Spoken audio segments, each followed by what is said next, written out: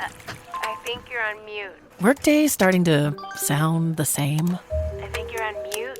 Find something that sounds better for your career on LinkedIn. With LinkedIn Job Collections, you can browse curated collections by relevant industries and benefits, like flex PTO or hybrid workplaces, so you can find the right job for you. Get started at linkedin.com/jobs. Finding where you fit. LinkedIn knows how. Don't you love it when things are both easier and more affordable? Like when the rain washes your car for you. Or like when you save up to 10% by bundling your renters and auto insurance with USAA. Bundle with USAA and start saving. Get a quote today.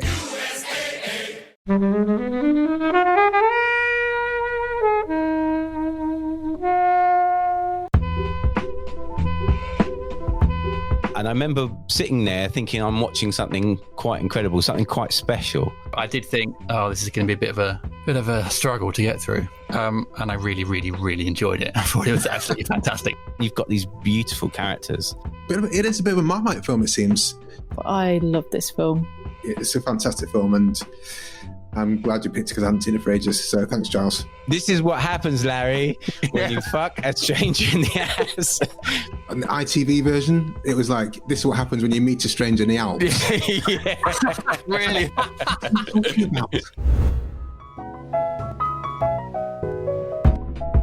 Hello, everyone. Joining Flixwatcher today, we have Giles. Hello. Jim. Hello. And as always, Kobe. Hello. And we're reviewing The Big Lebowski. Thank you, as always, to the mighty people for their mighty, mighty tunes. And thanks to Ben from Rockwood Audio for his awesome editing skills. Please do remember to write a review and rate us on Apple Podcasts and anywhere you can do where you listen to the podcast, because it really does help us. And you can join in the conversation with us on Twitter at FlixWatcherPod and on Instagram at Flixwatcher.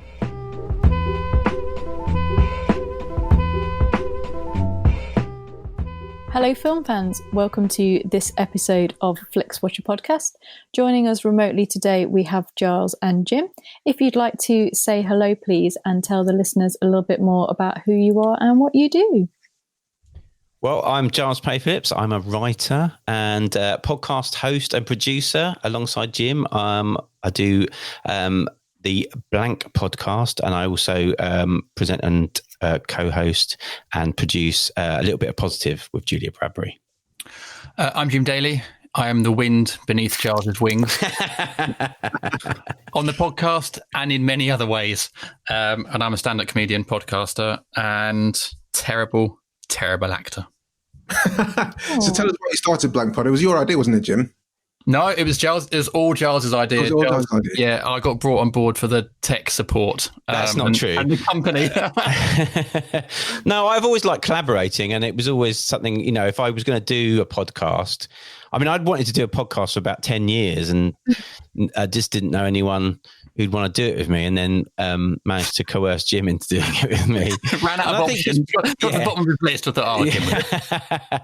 I think we just had so much in common, and I guess because of the subject of the podcast, it was just seemed perfect for us to sort of delve into the subject of, talking to people who are having difficult moments, because we were going through our own sort of difficult creative moments, weren't we? So yeah, we were. Yeah, you were sort of going through a bit of a blank moment with writing, and I was trying to get back on stage doing stand-up. And so the timing was right, and we got to meet some amazing people on the pod, and we've learnt a lot from them. It's been an incredible journey, to be fair. It's like therapy for us, isn't it? It is in a way. It is like therapy, yeah. Free therapy. Someone has to edit that down, and then you got to post it, and you're paying for your hosting costs, and not free, but it's invaluable. A lot cheaper than yeah. So, you said it has actually helped you at least reassess where that blank's come from. How has your own podcast helped you write more, or get out on stage more, or live life better? Well, I think for me, it's having conversations with people who are you're big fans of, the big inspirations to you, who are incredibly successful in what they do, and hearing their stories and their struggles as they go through their journey, and being able to relate to that and think, okay, well, that's it's perfectly normal to have those moments, and also we at the end of each episode we always ask our guests to tell us how they get through their own blank moments, and those bits of information are invaluable. Hopefully they're invaluable to our listeners, but certainly for me and Jim, I take on board a lot of those bits of advice that we get, and certainly it's inspired me a lot more to with all my creative projects. Yeah, I think it's knowing as well that these incredibly famous people have the same creative problems that we do. Not just creative problems, sort of mental health problems related to anxiety and imposter syndrome and stuff like that. Yeah, I think it's incredibly humanizing, and it helps as well with your own creative endeavors. I actually had got to the point this year where I'd written a solo show and was ready to perform it as part of Camden Fringe, and then COVID ruined that, and I still haven't written it, and that was supposed to be about a month ago. So aside from that, it's going great. Well, I'm a big fan of the show. I do enjoy it, and I do enjoy the tips that and just the confirmations that if you've got more money or quote unquote success, it doesn't necessarily mean you're devoid of problems, and indeed, I think that's kind of life affirming. But we have a guy in this film who's got problems in that someone's pissed on his rug. Yes. which is real life. I think it's a real world scenario. And we're talking about the Big Lebowski, which is your choice, Giles. Giles, can you tell us why you chose it? And then you have a minute or less for a synopsis. Okay, well, I mean, the Big Lebowski is easily in my top 5 films of all time. We're going to have to come back to that and see what else is in that. But we might come back to that. But yeah, it's definitely in there. I went and saw it in the cinema when it came out, and I was the only person in the cinema. And I remember sitting there thinking I'm watching something quite incredible, something quite special.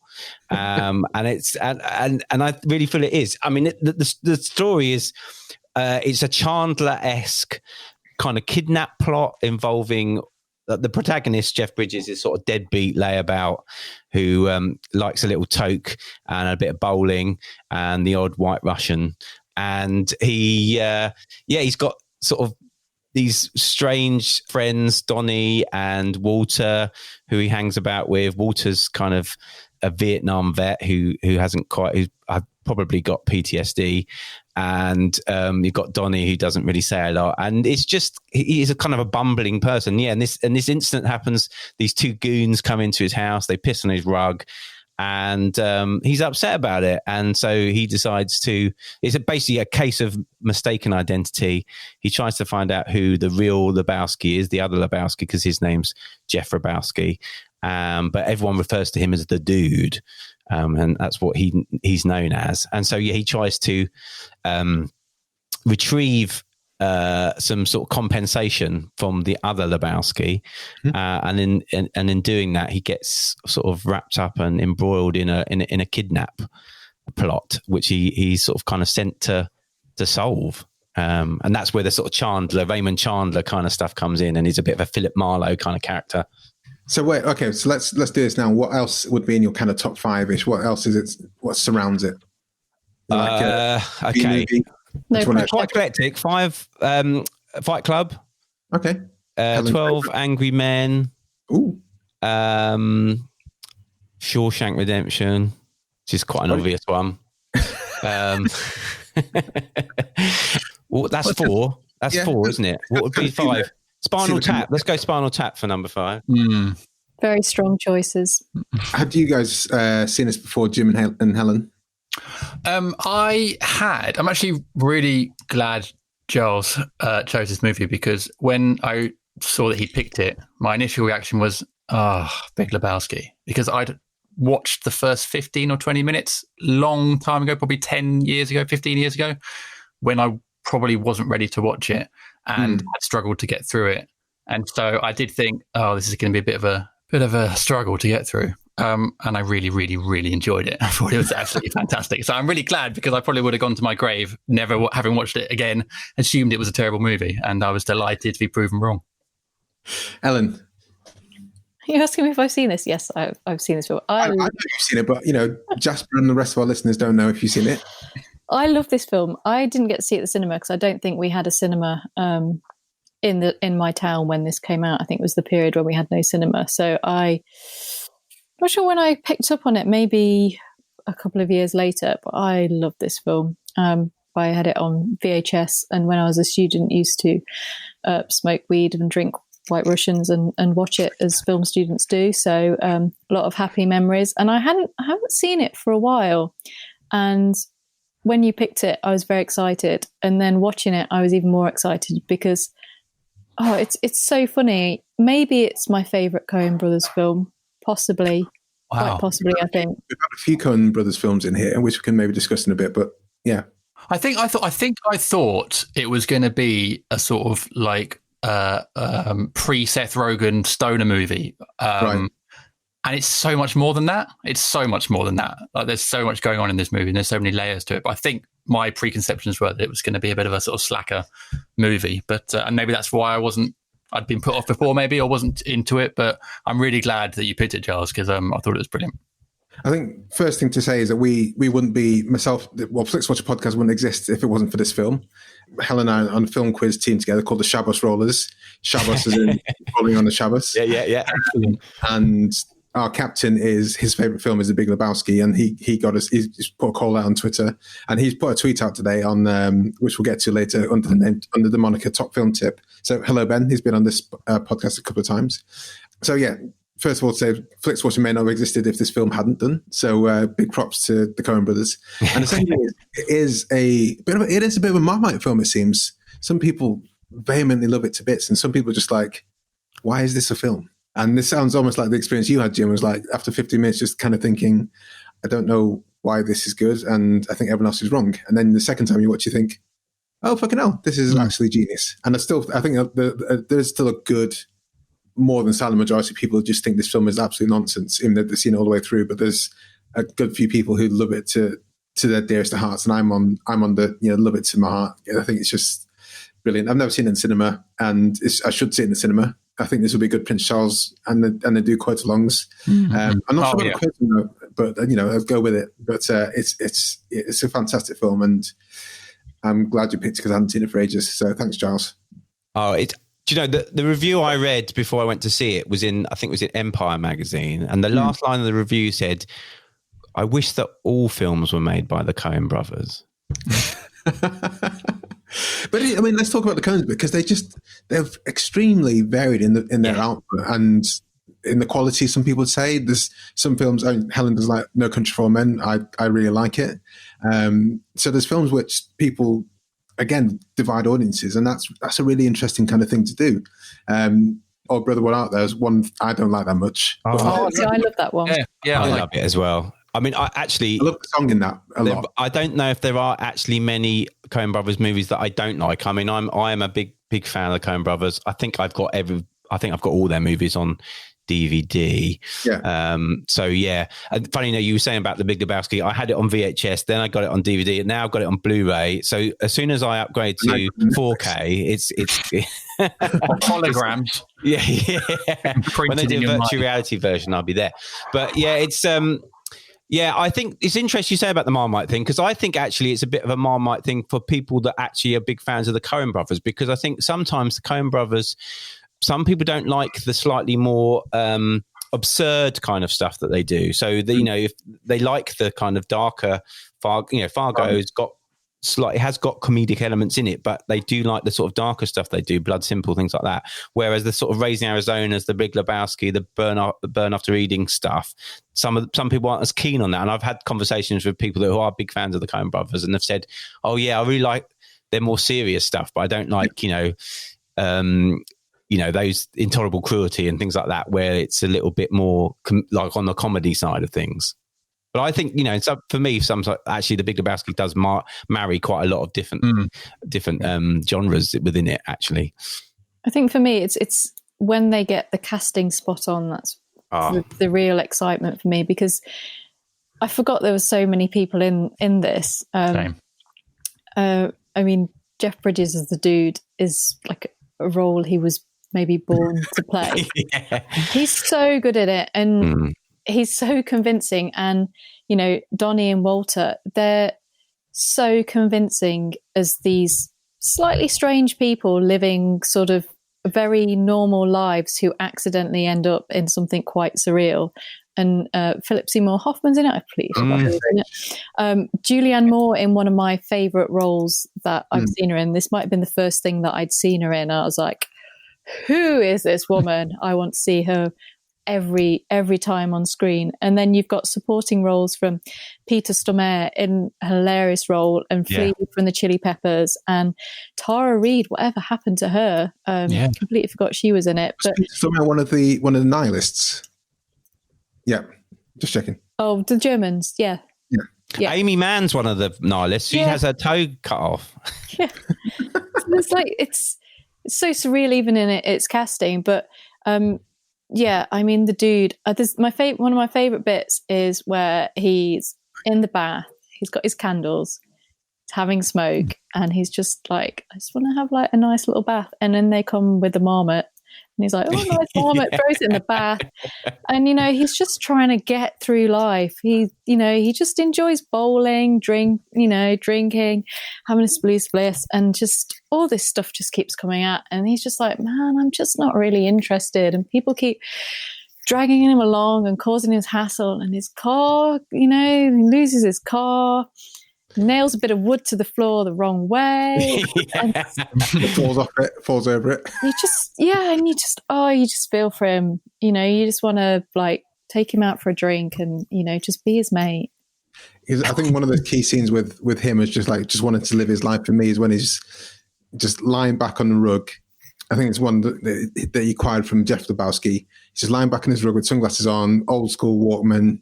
Just, I did it when I was 9, 10, 3 to 16, just listen to music, fully enveloped, and then his eyes open and someone just smacks him in the face. So he's just there doing what he wants to do. And then someone's like, takes him out of it. And it's like, oh man, I just want to be myself chilling out. What I love about that scene as well, he's not listening to music, he's listening to bowling pins being True.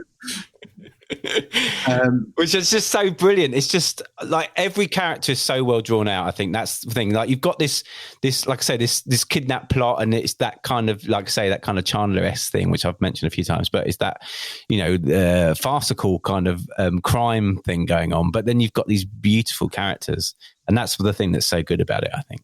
Well, let's talk a bit about Walter, because he's one of these people. I've never seen Mr. Goodman on better form than in this, and he's good. He's actually really good in Inside Llewyn Davis. Yeah, he does do a lot of Coen Brothers movies. I think he's in quite a lot of their films. Barton Fink as well, isn't he? He's in Raising Arizona, and I think he's in No Brother We're Out There. He plays the Cyclops in that, doesn't he? He's got the patch over his eye. So yeah. He does play a good range of characters. He's someone I'd kind of written off after Blues Brothers 2000, but he does do good roles, genuinely. And but in this, he's just like it's like almost like an arch villain sometimes, and you just kind of think, can you just let the dude do what he wants to do, because you're catalyst for a lot of the nonsense that's happening. So he's got the catalyst within his friends, and he's got the catalyst on the other side of things, and it's kind of weird, and he's kind of stuck in the middle. Drinking his White Russians, and by the way, I started drinking White Russians a lot after watching this film, and I'm sure a lot of people did. Sales of White Russians must have gone through the roof after this movie. Absolutely. Well, the knowledge of their existence. Yeah, exactly. John Goodman's amazing in this role, but I think what makes it is, in any other movie, that would just be a comedy role, but he does bring a lot of sort of pathos to it. And the bit at the end. And Giles and I, we spoke on the phone about this the other day, when they released Donny's ashes. Oh, God. And he's going off about the arm yet again. And then the dude brings him in, they have a hug. And it's a really tender moment. And you see in John Goodman's character and Walter, there's so much pain there. And he's holding on to so much. And all he does is bow his head a little bit and hug him. And that, to me, tied in almost everything about that character. And it made it so much more than just a comedy character, because you realise this guy is absolutely broken completely. And just before that scene, when they're in the funeral home and they're arguing over $150 urn, which is not that expensive. Also, these guys don't have much money, so that's everything. And then that turns into a scene which should be like really sad, saying goodbye to their friend, but turns into another farcical bit, then turns into a tender bit, as you said, Jim. That's one of the scenes I think about a lot when I think about this film, because Donny's ashes flying in the dude's face is fucking hilarious. It's so good. But even Donny dying was like a sort of gut punch. I wasn't ready for that at all because weirdly he's an important character, but also he barely says anything. It's a really weird role for Steve Buscemi because he'd already been in quite a lot of. He'd done Reservoir Dogs by this point, also he'd done a lot of big movies, and yet does he say more than 10 lines in this movie? Like it's really odd, and yet he's fantastic in it. And I just wasn't ready for him to die. It was, this is why Coen Brothers are so good. There's more to it than just the comedy elements. That completely threw me, that bit, and I really wasn't ready for it. Well, he was, every time he tries to speak, he gets shut down by Walter in hilarious fashion. That's true. Yeah. Donny. You're out of your wheelhouse. I was going to say John Turturro's as well. Jesus, man. That is, I thought he was in it a lot more because my memory of his association with the Big Lebowski was so much that I was like, he's only really in it for a very, very short time, and I thought he was in it for a lot more. And it's one of the things that the Coen Brothers do quite well is have these characters that are flamboyant and they stick in for a few minutes, but also like it's a non sequitur, doesn't really go anywhere. And that's why I guess John Turturro felt the need to have this film Jesus Rolls, which hasn't gone down very well. I will watch it. Not good. It's a real thinker. But that's, the way he's introduced is like this guy. He's got a Spanish version of Hotel California, and they're doing that thing with the bowling balls, overtly sexual. And Walter's like, he's a pervert. 8-year-old dude. No. But even that bit when he's having to go door to door, it's really dark. It's really dark, that bit. It's come out of nowhere. It's really funny as well. And he's got like his little hairnet and everything. And the dude just is like, Jesus. And he's like, yeah, that's me. You said it, man. Talking about this, there's so many funny lines. There's like a line where he's like, what is this? And he's like, I can tell you're not a golfer. And the whole thing about the dog as well, there's just a conversation where it's like, you brought the dog bowling and fucking dog bowling. It's like, not a date. And everything about Julianne Moore, when she's talking about everything's strongly vaginal, vagina. And it's just really, really, really funny. I think one of the funniest scenes in all film history, one that makes me laugh when I think about it out loud each time, is that when he goes to Treehorn Place and he sees him scrolling. He's on the phone. The guy you picked this bit out, didn't you, Jim? Yeah. He's on the phone and he's scribbling something on the on the pad, and the dude says, "All right, okay, I need to go and see what he's written on that." Does that thing with a pencil, and it's just an outline of a man with a massive erection.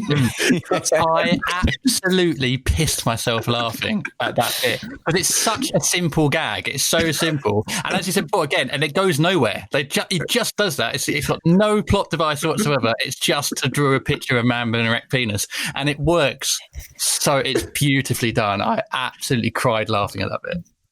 A friend of mine, massive fans of, like, he's got a bit of a Lebowski shine in his house. I bought him a quite nice alternative poster for the movie, and he's got a bowling pin which he picked up in the States, an old battered old bowling pin, and he's got like a little shrine to the Big Lebowski, and he's made himself a little room with a TV and stuff, and he plays video games in there.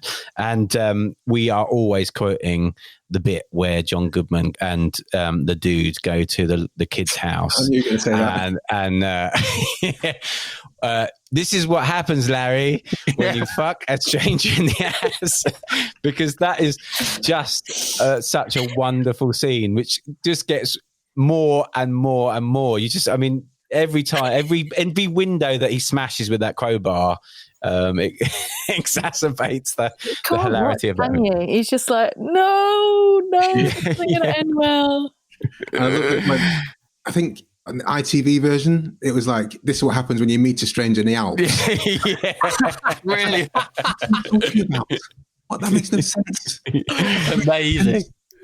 Is there anything, guys, you want to say before we head to the scores? Yeah, I just want to say I really love bowling, and I think this is like a real love letter to bowling and bowling alleys, which more so than Kingpin. I was going to say Kingpin's the other bowling movie that's. I'm not. I could take that or leave it, but this you know, the soundtrack as well. Like I can't hear. I just dropped in to see what condition my condition was in without thinking of this, and it's just great. But yeah, just, you know, watching the pins be knocked down and the spray going into the shoes and the bottled beer, and, you know, just the old dudes bowling and getting their strikes. It's just, it's really warm and lovely, and I just really love it. Yeah, the cinematography with the bowling stuff, as you say, is a complete homage to bowling. Although I watched it during the pandemic, and I did realise that I was sticking our fingers into these balls that everyone else. It's not great, is it? It's not great for. You're going to reevaluate all these things, all these little things you did without. I'd go bowling tomorrow.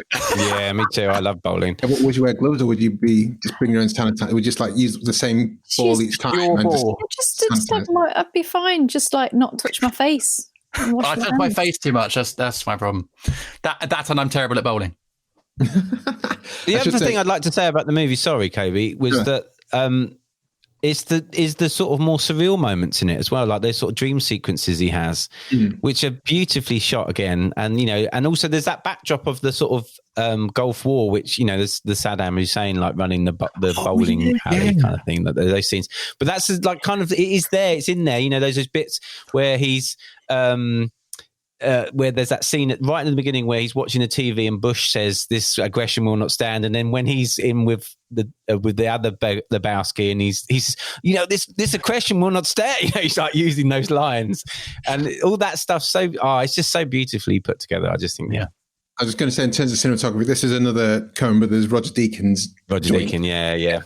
And I don't think it's too flamboyant, but it does. The palette's beautiful. I think you got that bowling alley palette is almost through the whole movie, isn't it? I think one of the best was Oh Brother Where Art Thou, in terms of their combination. I think that looks fantastic together with those two, Coen Brothers and Deco. Should we head to the scores, guys?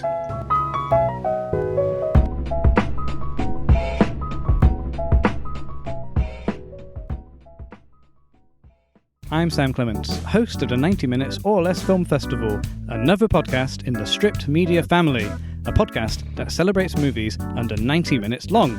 Each episode, I'm joined by a special guest who selects a movie to join our prestigious lineup. Past guests have come from the worlds of film, television, music, food, comedy, and podcasting. Search for us now on the app you're currently listening to this podcast, or join us at 90minfilmfest.com.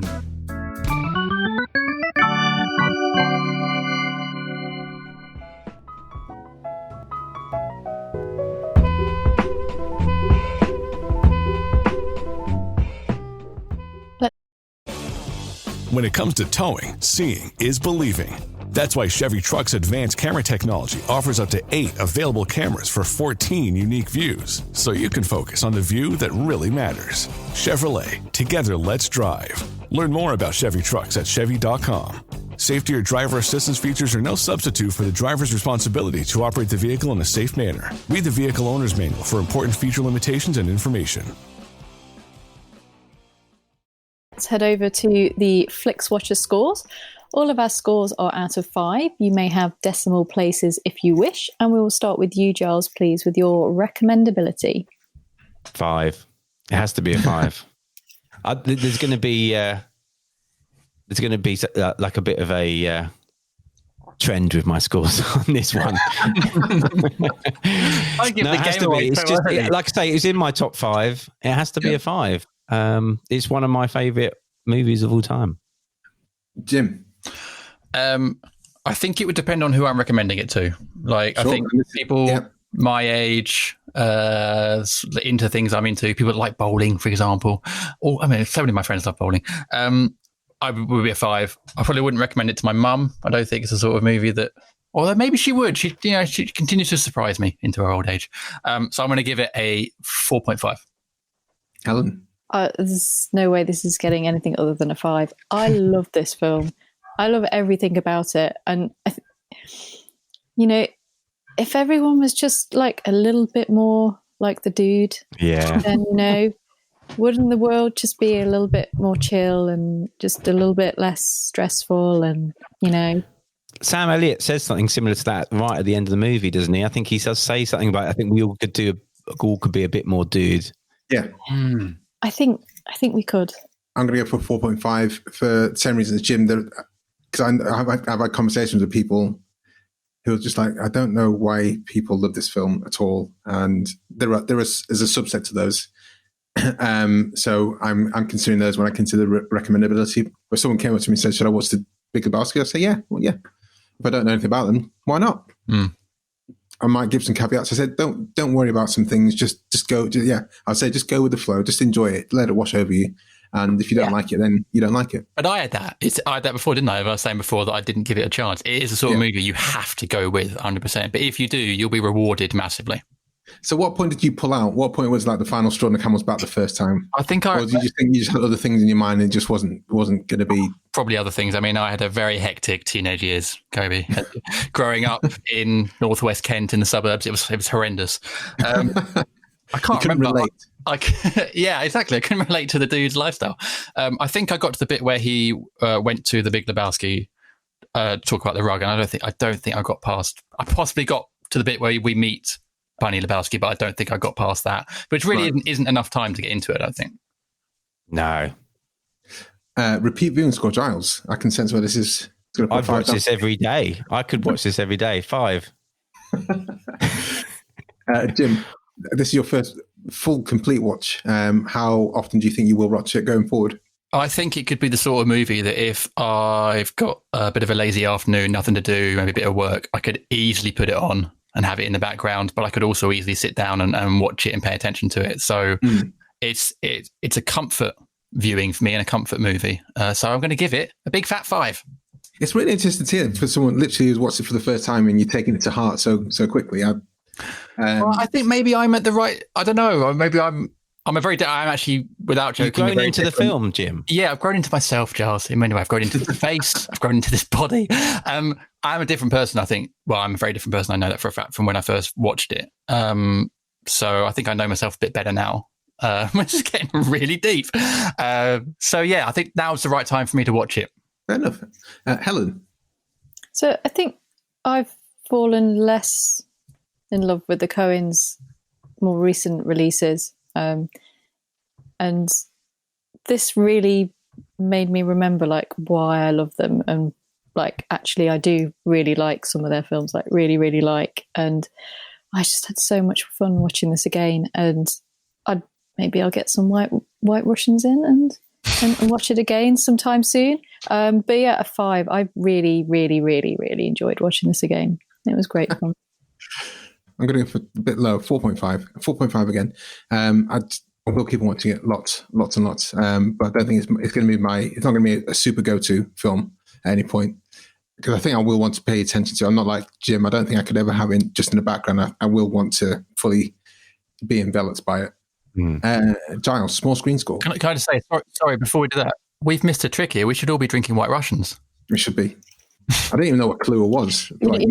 I can't really drink them anymore, to be honest. Milky. Well, I'm teetotal, so it wouldn't work for me. I could have the milk. A virgin White Russian. You can have like 2 max, I think, in one go. Yeah. I think is the max. I think it's like that time you were a kid at Easter and you had too much chocolate and you're like, oh, I can't do any more of this. I think it's good to start the night out with a White Russian, but you can't sustain it, can you? Sorry to go off track. Everyone's got that one drink. Mine's Bacardi Breezers that I had too much. I had a bad experience as a kid and then never again. It would have been something like WKD for me. WKD? Oh, God, disgusting stuff, yeah. I think Newcastle Brown Ale was what I used to drink when I was sort of a teenager. And that was Brown Ale, wow. That is, I mean, you can use that as toilet cleaner, to be honest. I don't know why kids used to drink that, because it didn't taste nice and it's not sweet at all, is it? No. White Lightning, 50-50, beer. 50. It was whatever could get you sort of pissed the quickest. Yeah, wasn't it? Normally in like a big bottle that you could just get one person to get and buy it. Go down the park. Yeah. Classic day. Halcyon days. Small screen. Well, having watched this originally on the big screen, it deserves to be watched in full widescreen viewing, because it's just so luscious. The cinematography, we talked about that, didn't we? Roger Deakins' cinematography is so good. So I think But having said that, it looks perfectly good on a smaller screen as well. I think that it adapts. It hasn't got huge sort of action scenes or anything, so I think it works. It works well on a smaller screen. So it's another 5. Shock horror. I obviously have not seen it on the big screen, and actually, as Giles was talking there, I was just thinking, I bet those psychedelic trippy scenes are incredible on a cinema screen. And they were still good, obviously, on my TV, which isn't huge. It probably is a lot better on the big screen. It was fine. It was good. I enjoyed it on the smaller screen, but I think because it probably is immensely better on the big screen, I'm going to give it a score of 4. Helen? Yeah, so I've only ever seen it on small screens, and while I do kind of enjoy that, I would like to see it on a big screen. But I have had a lot of fun watching it on smaller screens and in company of others as well. Back in my student days, it was a good one to watch in company. So I'm also going to go for a 4.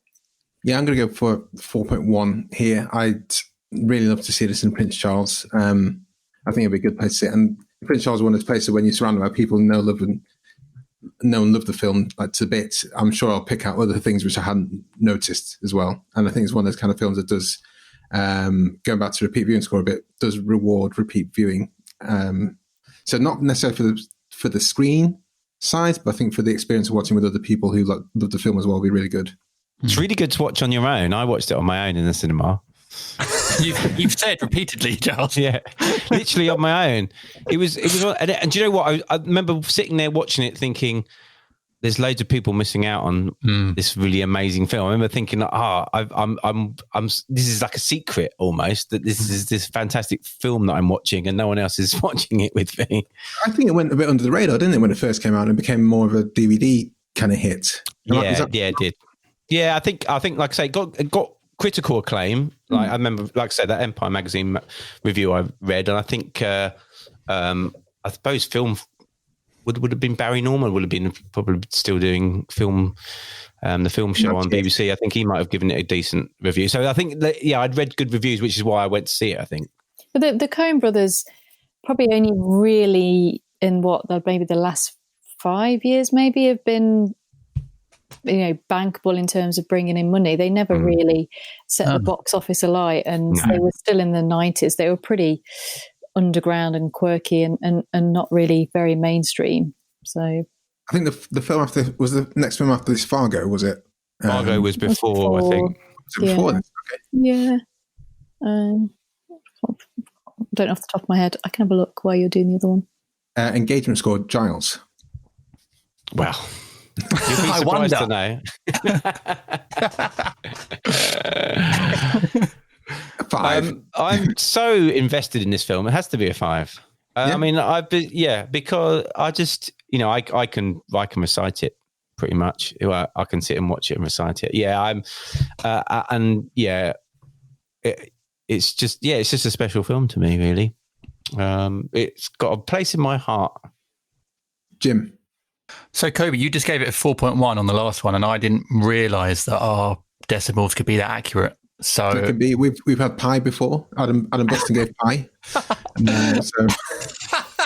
what movie was that on? Good. That was. It was either Squid and the Whale. Wasn't the film Pie? Was it? No, sadly not.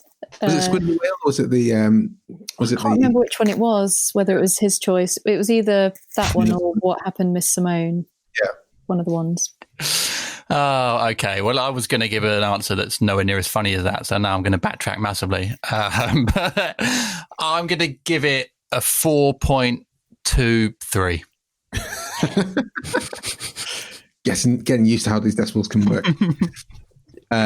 Helen. Yeah, so before that, Oh Brother, Where Art Thou, I think came after it. So they started working with Clooney, and I think obviously his star power probably bumped them up a little bit. And they did Intolerable Cruelty with him as well, didn't they? And Burn After Reading. Yeah, I mean, that's one thing I like about the Coens, is they do tend to reuse the same people. And to be honest, you guys are both creative, right? So people you can just trust, people you can enjoy hanging around with. I think is a big part of the thing as well, isn't it? Yeah. And people who can just get, produce results. So I'm surprised a lot of directors don't just use the same people every single time. Well, it's funny. We talked to Jim Piddock on our podcast, and he does a lot of work with Christopher Guest, and like Christopher Guest does a lot of movies with the same cast. I mean, he said it's almost like having a theatre group, really. Yeah. And I guess some directors use that, and I guess when you're rehearsing and stuff before you start shooting, it's probably really nice to have those familiar faces around, people you can trust. Yeah. Helen. Engagement 5. I really enjoy spending time in this film. Yeah, I'm going to go for 5 as well. I think once you start watching it, whether you're just there to let it wash over you or whether you're like fully actively watching it, I'm not picking my phone up at any point during this. I'm not thinking about anything else apart from what's on the screen. And that gives us an overall score of 4.67688. So Ben, our captain for Shabbos Rollers film team, I think we'd be very happy with that. Should we head to the Twitter? Okay, guys. So do follow us. Everyone who's listening, do follow us at FlixWatcherPod. That's at FlixWatcherPod, because each time we go into a record with the lovely people like Jim and Giles here, we do put a shout out, such as this one. We are reviewing the Big Lebowski with Jim at Jim Daly Comedy and at Eli is Tender. Can you explain what that is? Oh, it's Eli is Tender. So my eldest is called Eli. And he's very sweet. So it was Eli is Tender, you see. Okay, at Eli is Tender from Blank Pod. Have you seen it? Give us your thoughts and the score out of 5 stars. And we'll give you a shout out. So, Giles, do you want to lead us out with the first? Yeah, I've got one here from Chris Olden. He says, a cult classic. It's a go-to movie when the stresses of the world get too much. The dude abides. 5 stars. That's a good review, actually. That's a very good review. I think it probably is a good movie to watch when the stress of the world gets too much. In fact, it's perfect for that. I was just thinking, I did kind of mock at the quotes along, but I have also been to the Prince Charles sing-alongs. But there are a lot of quotable lines in it, just like the dude abides, and well, that's like your opinion, man. On Shabbos. Yeah. There are lots of these lines that are just kind of smattered in there, and I think you don't realise. So I think I do need to go to a quote along, and Top Film Tip, I think he's been to one. Yes, and he's tweeted us as well, Top Film Tip. Ruined rug causes chaotic catastrophe of unchecked aggression, bowling, ransom, and ringers. This is beautiful. Consummate Coen comedy. Hashtag the Big Lebowski. This intricately constructed accidental detective treat is flawless. Nothing added or taken away could simply improve it. Simply sublime. And then he's done loads of emojis of what I think looks like a white Russian and a toe, foot, which I'm guessing is a reference to the toe being cut off. That is possibly the best tweet review I've ever seen of any movie. Well, do follow at Top Film Tip. He puts out tweet recommendations for films that are available on non-streaming. I'm going to now. I'm literally going to follow him right now. Done. Excellent. And this is his favourite film. So obviously I think he's poured heart and soul into that one. It was 140 characters and doubled it there. So thanks a lot very much at Top Film Tip. Guys, very quickly, can you tell us where we can find you online? Remind everyone of your podcast and we'll say goodbye to you. Yeah, you can find me on most social channels. I am at Eli's Tender, 10. And yeah, the Blank Pod you can listen to on all pod places, and you can follow us on Twitter and Facebook and Instagram at Blank Pod. Please do listen to Blank Pod if you like people. Is that a good way of promoting it? Yeah, kind of. If you like long form conversations, Jim. Well, we do have a lot of actors on there, so people that might have been in movies that you like. So we'd love a listen on there, and you can follow me at Jim Daly Comedy on Twitter and Facebook and Instagram. And I got a comedy YouTube football account, comedy YouTube football song account. Got to get it all in there. So if you're into that kind of thing, follow me on YouTube. Fantastic. Oh, thank you very much, guys. Thanks for coming on. Thank you. Thanks for having me. Bye. Bye.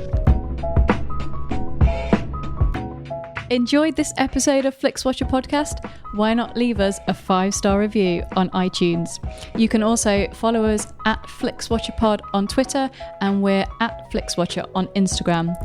Thanks as always to the mighty people for their mighty tunes, and Ben from Rockwood Audio for his awesome editing skills. If you're looking to get your podcast edited as sweet as this, get in touch with Ben, and that's Rockwood, ROKK Wood Audio. Tell him Flixwatcher sent you.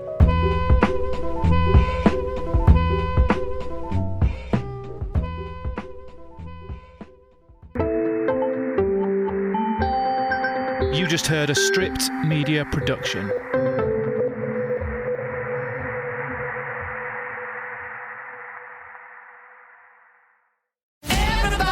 These are violent criminals, so they're not going to go down easy. ABC Tuesdays. Let's get this done. The Rookie is back. We have 2 new rookies starting today. Howdy.